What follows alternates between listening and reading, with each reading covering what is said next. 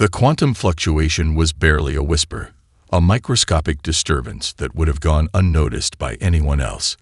But Dr. Elena Rodriguez wasn't just anyone. Her fingers froze over the keyboard, the soft glow of multiple monitors casting shadows across her face in the darkened research lab. The signal was wrong. Not just different, but fundamentally impossible. "Come on," she muttered, her fingers flying across the keyboard, pulling up layers of data visualization. The quantum entanglement readings from the global network of sensors were creating a pattern that defied every known principle of physics. Outside her window, San Francisco slept, unaware that something fundamental was changing. The first anomaly had appeared 3 weeks ago, a micro-fluctuation in the quantum communication grid that most researchers would have dismissed as equipment error. But Elena knew better. She built half of these systems herself, and this was no random noise. Her personal comlink buzzed. Dr. James Chen, her research partner at the Beijing Quantum Research Institute. "Tell me you are seeing this." Chen's voice crackled with a mix of excitement and barely contained fear. Elena's eyes never left the screen. "It's not random. These fluctuations are coordinated. Look at the synchronization across global networks.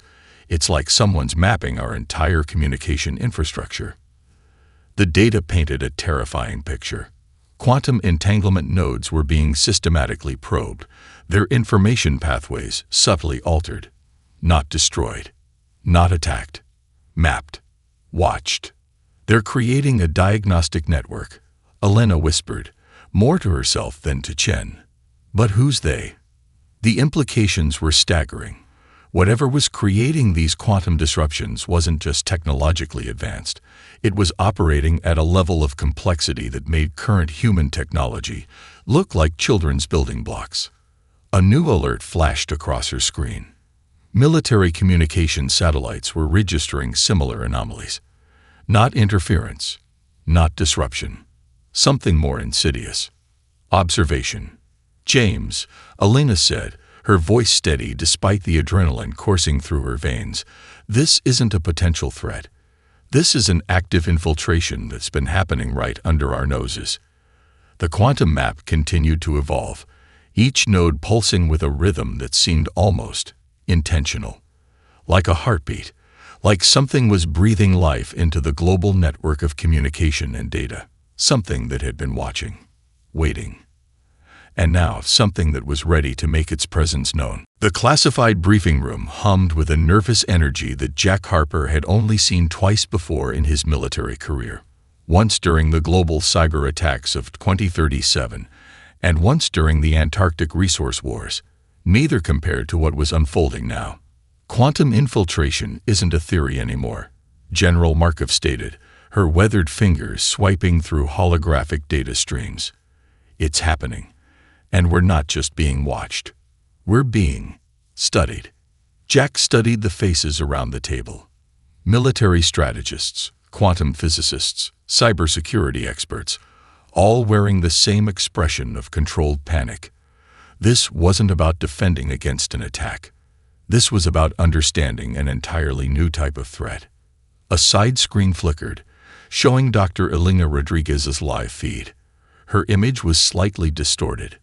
Another sign of the quantum anomalies disrupting standard communication protocols.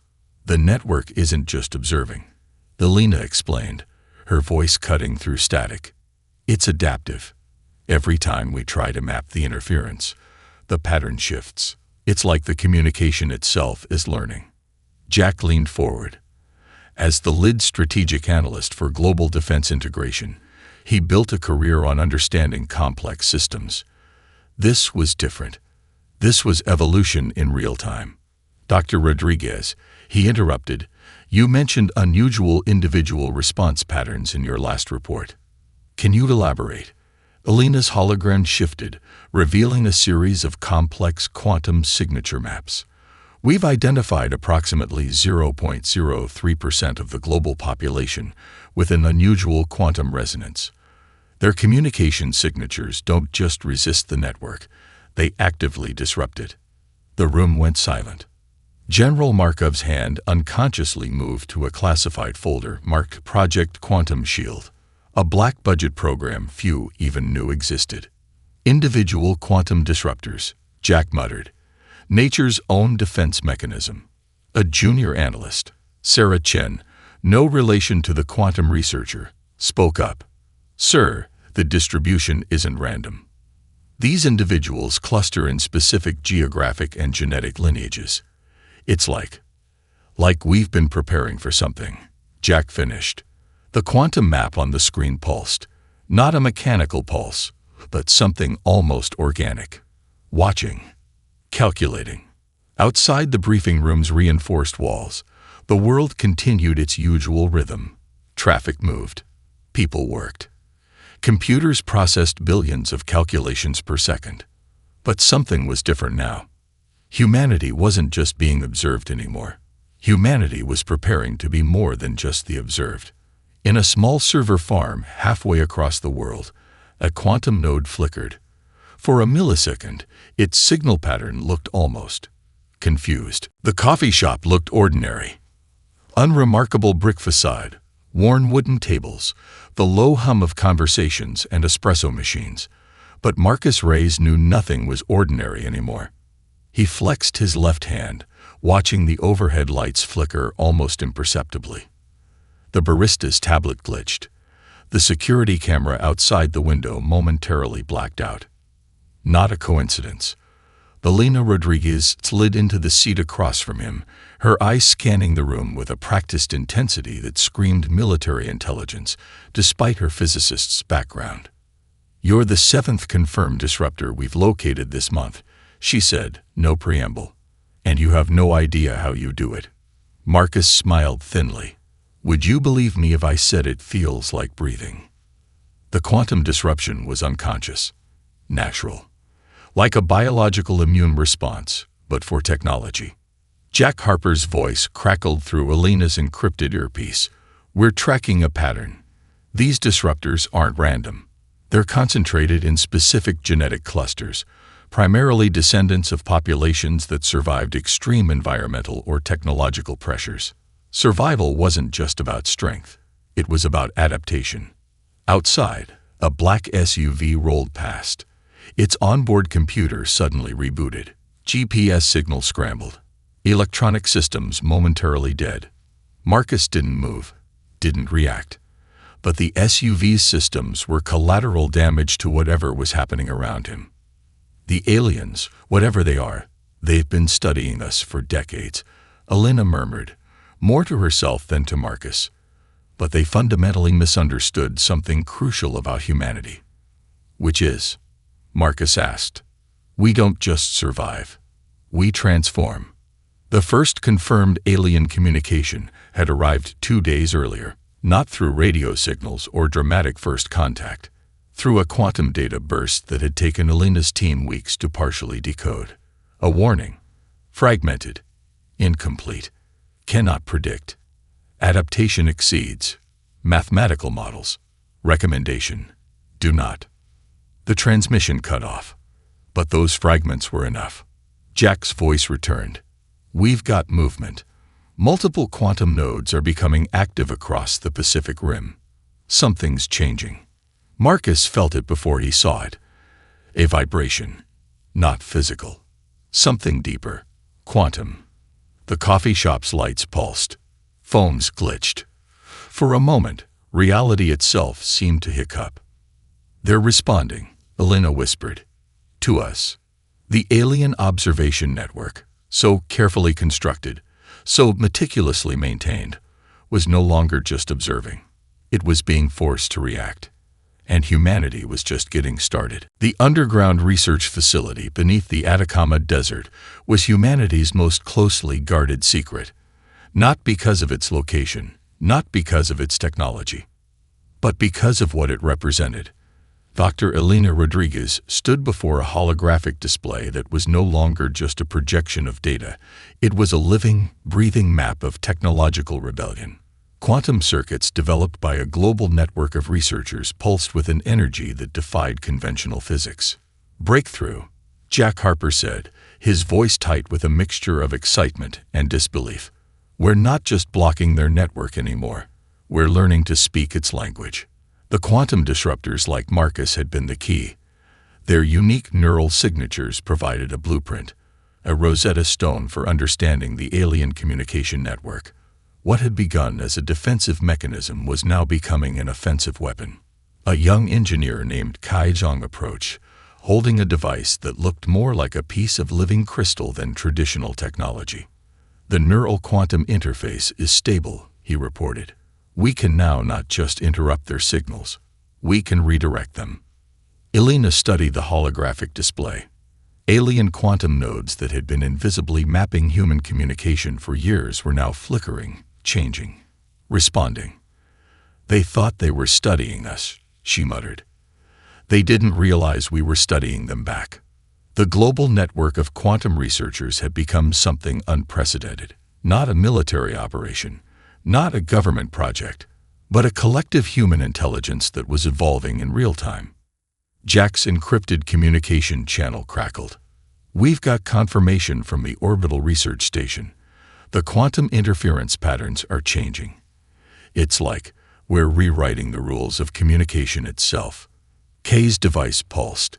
On the holographic display, alien communication nodes began to shift, not randomly, but with a deliberate pattern that suggested something impossible. Learning. They're trying to adapt, Elena realized. But they can't keep up. A fragment of the previous alien transmission echoed in her mind. Cannot predict. Adaptation exceeds mathematical models. Now she understood. Humanity wasn't just resisting. Humanity was transforming the very concept of technological interaction. The device in Kay's hand began to resonate, not with an electronic pulse, but with something closer to a heartbeat. Outside the facility, the Atacama Desert stretched endlessly, harsh, unforgiving, a landscape that had witnessed countless species struggle to survive. Humanity was about to show it did more than survive. It rewrote the rules. On the holographic display, the quantum nodes continued to change. No longer just mapped, no longer just observed, now challenged, now threatened. The United Nations diplomatic chamber had never felt so silent. 3 beings stood at the center of the room. Not human, not entirely alien, something in between. Their form shifted subtly, a holographic representation that was part biological, part technological projection. Jack Harper stood to the left, Elena Rodriguez to the right. Marcus Rice sat among the global representatives, his mere presence creating small ripples of quantum interference that made the alien representatives' projections flicker almost imperceptibly. We have observed your species for generations, the central alien representative began. Its voice was neither male nor female, neither mechanical nor organic. Your potential for destruction is matched only by your capacity for self-annihilation. Elena's hand rested near a quantum disruption device, disguised as an ordinary tablet. Jack's earpiece carried a live feed to a global network of quantum disruptors, ready to act at a moment's notice. The alien continued. We have concluded that intervention is necessary. Your species represents an unpredictable variable in the cosmic ecosystem. A soft laugh escaped Jack's lips. Not a laugh of humor, a laugh of profound understanding. Intervention, he said. You've been watching us, studying us, and you still don't understand. The alien projection tilted, a gesture that might have been confusion. Explain. We're not a problem to be solved, Elena interjected. We're a solution waiting to be understood. The diplomatic chamber's environmental systems began to fluctuate. Lights pulsed. Communication devices glitched.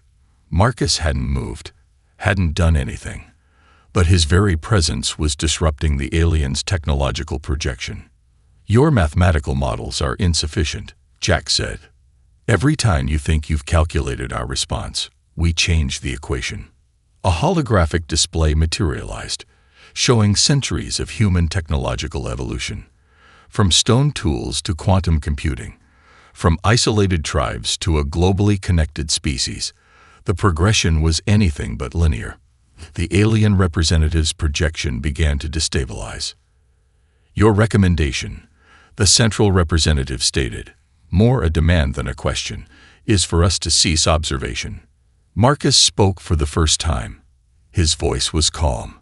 "Final. Our recommendation is for you to understand something fundamental." The room held its breath. "We are not a species to be managed," Marcus continued. "We are a force of nature." The diplomatic transmission began to break up, not from technical failure, but from something more profound. The aliens were beginning to understand that they had fundamentally miscalculated. Humanity was not a problem to be solved. Humanity was the problem that would solve itself, regardless of who stood in the way. The first direct assault came without warning. Quantum disruption zones erupted across the Pacific Rim. Massive technological dead zones where every electronic system simply ceased to function. Not destroyed, not damaged, simply unresponsive. General Markov watched the holographic display from the Global Defense Command Center. Red zones bloomed like digital bruises across the map. Each zone represented something far more terrifying than a traditional attack. A statement. "They're testing our limits," Jack Harper muttered, his fingers dancing across encrypted communication channels, trying to understand how we'll respond. Elena Rodriguez stood beside a quantum resonance array, a device that looked more like a living crystal than traditional technology.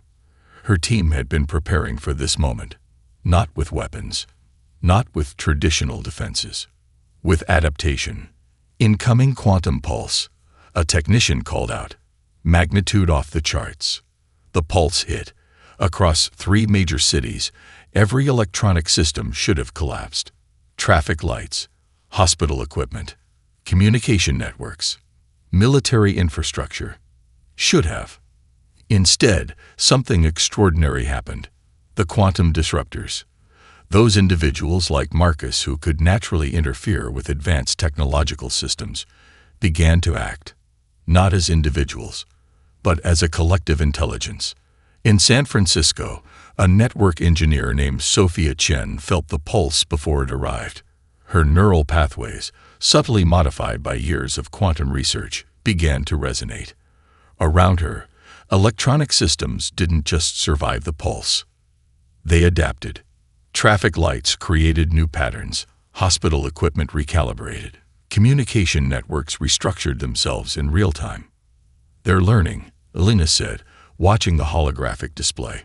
"We're not just defending. We're evolving." The alien assault continued. Wave after wave of quantum disruption. Each attack more sophisticated than the last. Each attack less effective than the previous one. Jack's communication channel crackled. Orbital defense systems reporting in. "We're not just blocking their signals anymore. We're understanding them, predicting them." General Markov watched as the red zones on the map began to shrink, not through conventional counterattack, but through something far more terrifying to the aliens: collective human adaptation. "They thought we were a problem to be solved," she muttered. "They didn't realize we solve ourselves." The quantum pulse reached its peak. For a moment, reality itself seemed to hold its breath. And then something unprecedented happened. The pulse didn't just fail.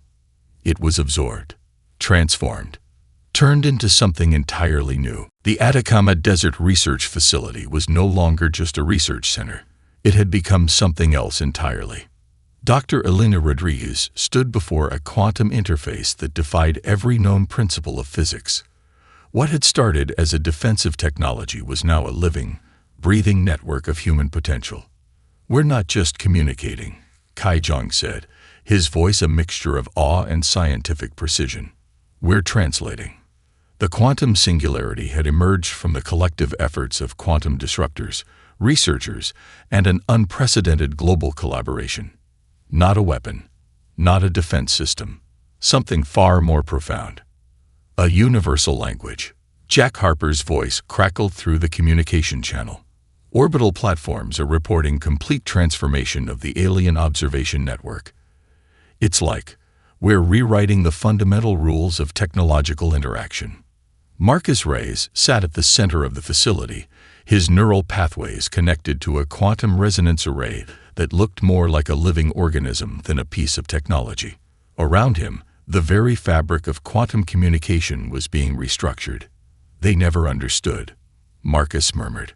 "We're not just a species to be observed."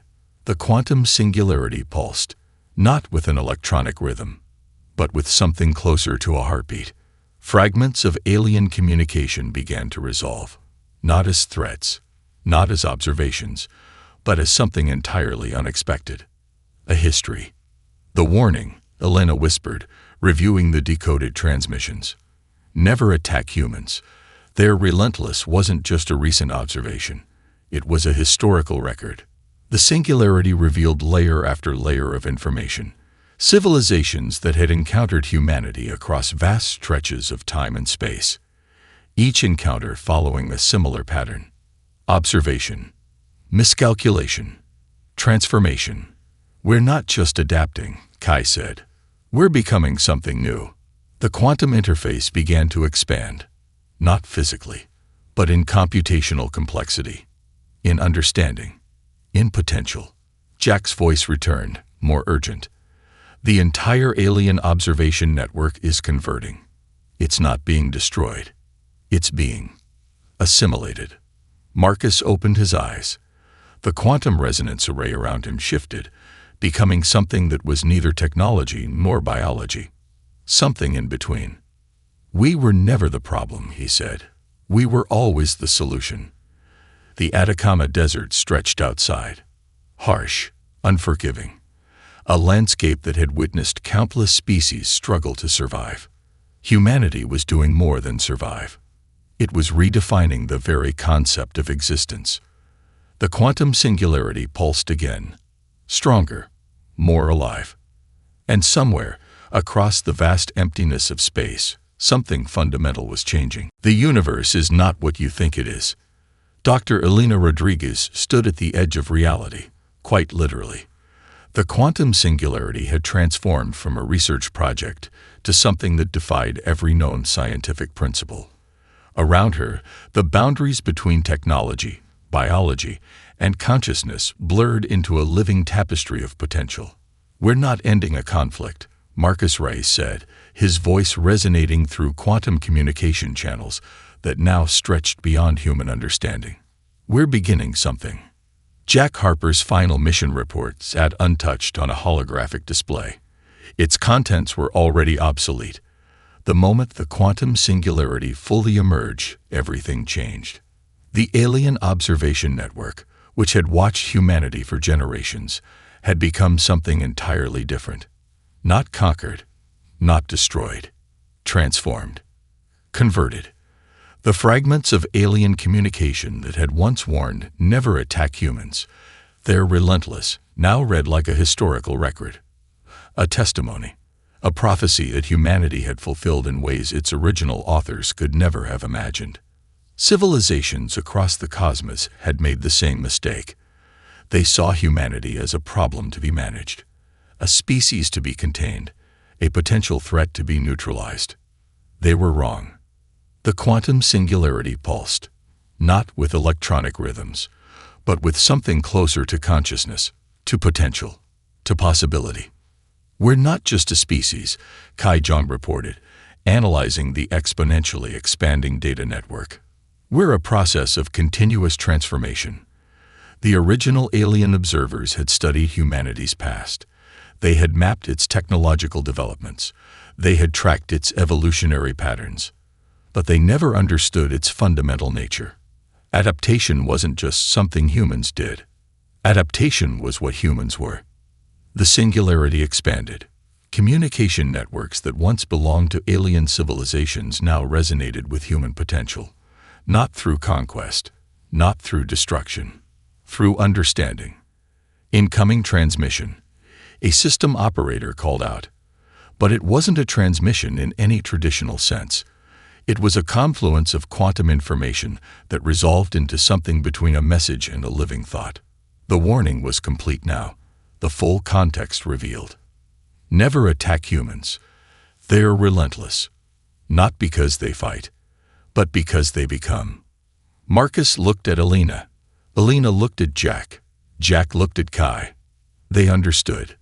This was never about winning a conflict. This was about revealing a fundamental truth of existence. Humanity was not a destination. Humanity was a journey, and the journey was just beginning.